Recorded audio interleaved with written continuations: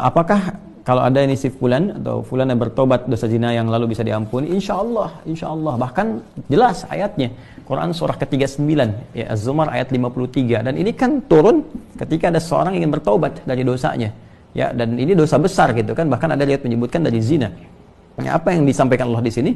Qul ya ibadiyalladzina asrafu ala anfusihim la taqnatu min rahmatillah. Ya, innallaha yaghfiru dzunuba jami'an.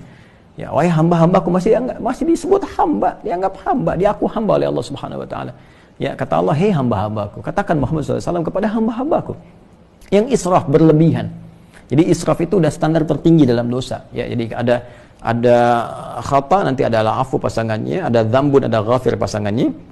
Ghafir Quran surah ke-40 misalnya ayat 3, ghafiridz dzambi wa qabilit taubi. Kemudian ada naik lagi dzunubun, ada ghafar pasangannya seperti surat Nuh ayat 10, faqultu astaghfiru rabbakum innahu kana ghaffar. Ada ghafur.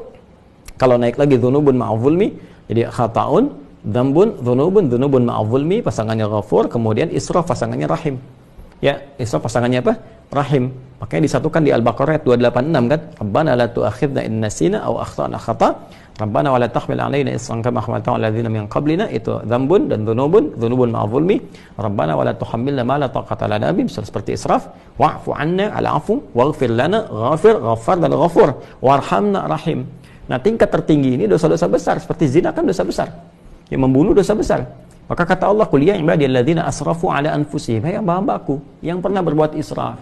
Mungkin ada sebagian yang pernah zina, pernah membunuh, dosa-dosa besar, ya, pernah korupsi, mau tobat dan sebagainya. Masya Allah, ya, alhamdulillah, dia mau tobat, mau kembali karena mungkin doa orang tuanya, doa sekitarnya, kesadaran dirinya, kan?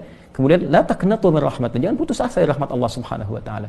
Innallaha yaghfiru dzunuba jami'a. Allah akan mengampuni dosa-dosa itu seluruhnya sepanjang kamu mau tobat. Sepanjang mau tobat. Makanya Allah itu sangat menyukai orang-orang yang tobat dan berusaha kemudian kita mendekat kepada Allah.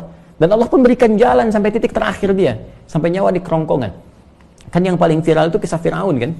Ya, Firaun, Allah menerapkan keadilan, memberikan contoh kepada kita. Ini Firaun, Firaunnya, ya, yang merasa paling kuasa, hobi bunuh orang dan sebagainya, zalim dia, masih diberikan kesempatan untuk tobat dengan diberikan bimbingan dari dua nabi. Kurang apa coba Musa dengan Harun? Ya, diutus untuk Firaun. Ya, idzhaba ila fir'auna innahu tagha. Datanglah kepada Firaun, dakwahi dia dengan penuh kelembutan. Dia sudah mulai menyimpang.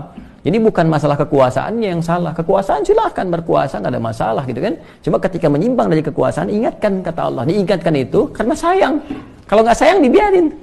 Ya, oke, kalau ada ulama bisa mengingatkan, ustaz mengingatkan, kita yang keliru dan sebagainya, nggak usah marah. Kan? Nah, kalau kebaikan kita terima dengan cara yang baik dan mengingatkan pula dengan cara yang baik. Karena kalimat Qur'annya faqul lahu qawlan layyina, katakan dengan cara yang lembut. Ya, supaya dengan kelembutan itu la'allahu yatadzakkaru aw yakhsha, mungkin dengan kelembutan itu dia sadar. Ya, ingat kembali bahwa keliru, dia khawatir, dia takut dengan Allah Subhanahu wa taala. Jadi Firaun pun dapat diberikan petunjuk oleh Allah dengan dua nabi, bayangkan, cuma dianya yang enggak mau. Ya, begitu nyawa ke kerongkongan baru munculkan daya tawar gitu. Itu yang jadi persoalan. Ya, jadi semua punya kesempatan untuk kembali. Makanya saya sering katakan Allah sangat mencintai para pelaku maksiat yang gemar bertobat dibandingkan orang soleh yang tidak pernah merasa salah. Ya, jadi saya support teman-teman saudaraku ini atau saudariku, ya kembali kepada Allah, ya, dan tutup semua, jangan diungkap kemana-mana. Kalau sudah berdosa, taubat kita kepada Allah, minta maaf kalau terkait dengan hak-hak manusia. Setelah minta maaf, berbuat lebih baik. Terus, dan lupakan itu semua, berbuat lebih baik, sampai kita merasakan kebaikan itu nikmat dilakukan. Itu halawatul iman namanya. Itu tanda taubat kita diterima oleh Allah Subhanahu wa taala.